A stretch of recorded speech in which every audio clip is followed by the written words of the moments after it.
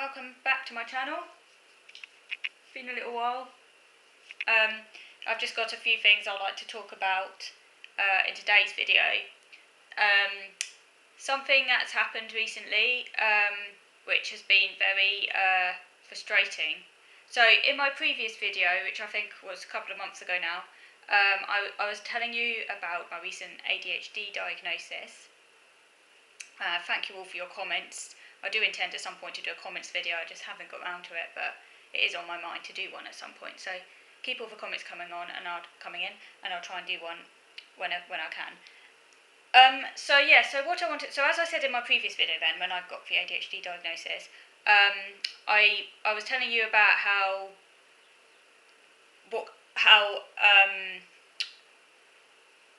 a positive outcome that came out of that assessment, which was that I was told I was finally going to get help for my OCD, because the psychiatrist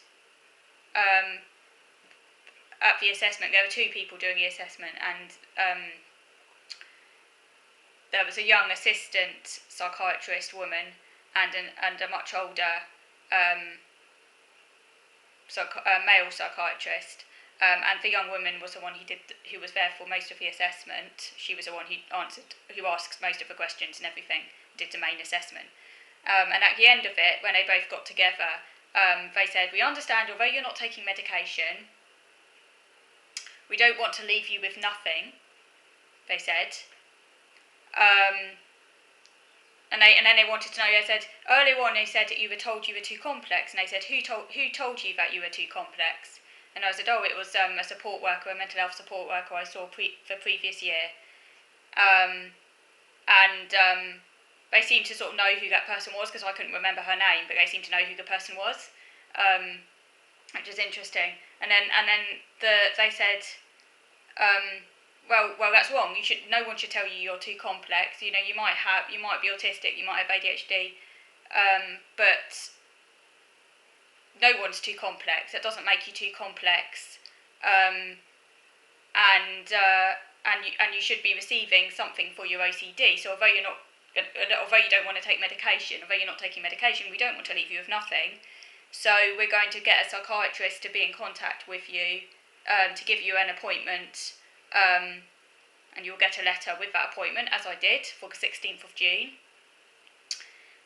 So I was very pleased with this. I thought this is a very good outcome to have come out of the assessment. I'm finally going to get help from OCD, that they understand, it's wrong to say I'm too complex, that no one's too complex.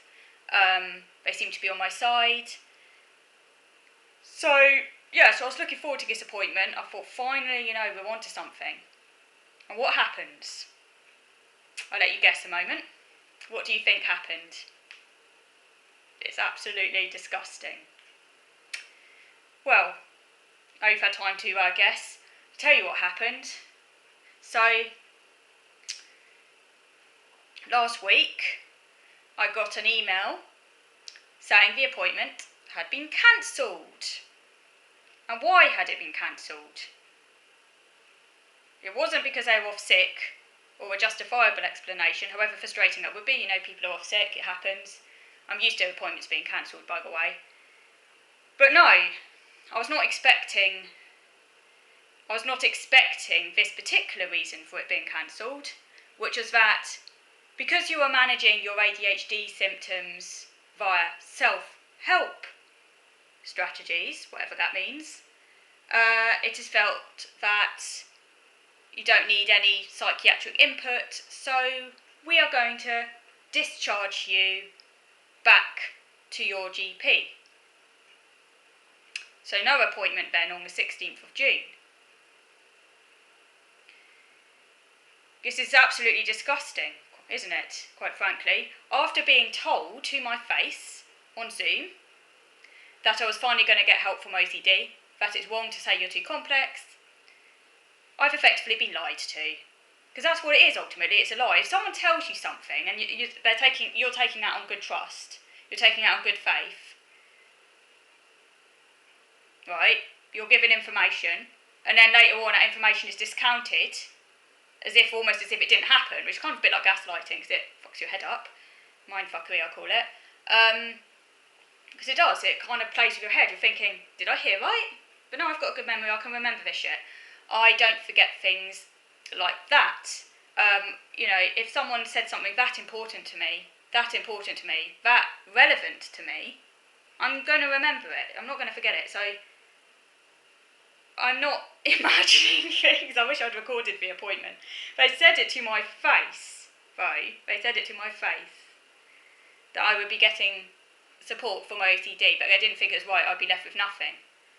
This is to do with OCD support, not ADHD support, because there isn't really much for ADHD. If you're not taking medication, which I'm not, they don't really provide any other type of input on the NHS, I don't think, which I understood. But this wasn't to do with ADHD, it was to do with OCD, because they said to my face that we don't want to leave you with nothing. That is wrong, they said you're too complex. They even asked who the person was who said that, and then they get kind of tutted to themselves, how wrong that was. And I thought, these people are on my side. I'm going to get help. And now those same people have cancelled my appointment. You can't even make it up. So obviously I'm not happy with this at all. And so yesterday, I sent an email to the clinic saying, this is unacceptable.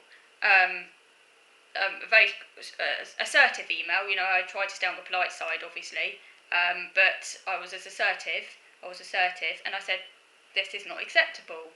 You can't just cancel an appointment after being told you're going to have an appointment, and now we're not going to leave you with nothing. They can't just turn around and then cancel that appointment.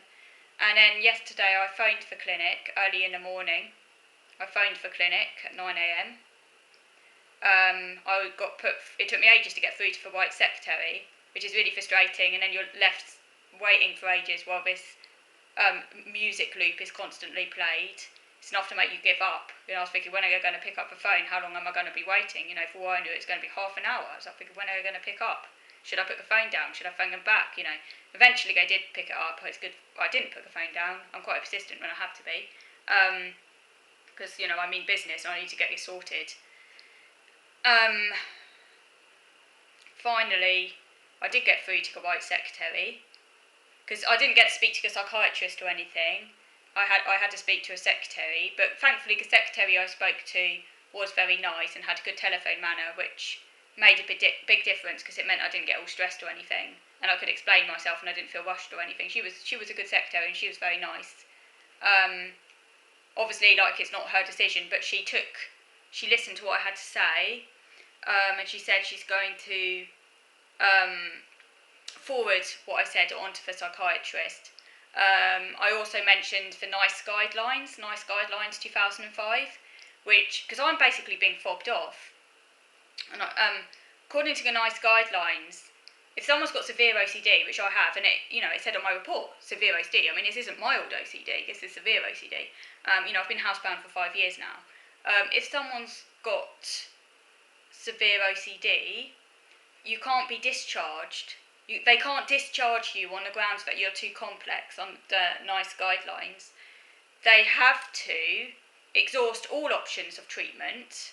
I mean, I'm not taking medication, but that's just a personal choice, and no one can make me take medication. But aside from that, they've got to exhaust all options, so all therapeutic approaches. And then if that fails with primary care, they then have to, as a duty, according to NICE guidelines, refer you on to secondary care. And if you're still not getting better, they then have to refer you on to the national service, and there is a national service for OCD and body dysmorphic disorder, which is based in London. It's a national service. They take people from all across the country, and they do online consultations as well. So it doesn't matter if you're housebound, they'll see you from all across the country. They're both inpatient and outpatient, so obviously I would be an outpatient if I went there. But yeah, basically this is for people with very extreme OCD who are not responding to treatment at a local level. But obviously they haven't exhausted all treatment approaches at the local level, so I don't know if I'd get to the national, because if I still wasn't being treated, because I haven't even received any treatment yet. They haven't even tried. They've simply told me I'm too complex, which is not acceptable. I might need more than 6 to 8 weeks of treatment. I might need more 6 to 8 weeks of treatment, but they can't turn around and say I'm too complex. according to NICE guidelines. So I explained this to the secretary. Obviously, she's not medically trained, but she was a good secretary. She did listen to me, and she understood what I was saying, and she was very sympathetic, which was good because it meant I didn't get stressed. But obviously, she can't make that decision because she's not medically trained. But she said she would forward what I've said onto the psychiatrist, so we'll wait and see. I really hope I don't have to complain. That would be an absolute last resort, because I don't want to complain. But if I do, I will have to, and then I'd have to go to PALS, a Patient Advice Liaison Service. I hope I don't have to. I'm going to give them 2 weeks to get back to me. If they haven't got back to me in 2 weeks, I'm on to the phone again. I'm not giving up. Particularly, I can't stand being lied to. Being told I was too complex was one thing. Now they really have put fire in my belly, because being lied to on top of all the other crap I've had to put up with over the last couple of years is absolutely taking me to the limit. So yeah, so basically I will be back. If I don't get anywhere with the clinic, it's back to the GP. Failing that, it's on to PALS. But I'm not giving up with this one, because it's not acceptable. I've been housebound 5 years now. They need to help me. Right, I'm going to move over on to the next video now. So I just want to talk about a little bit more about the ADHD diagnosis letter I got and some issues I had with that. So moving over to video number 2 now.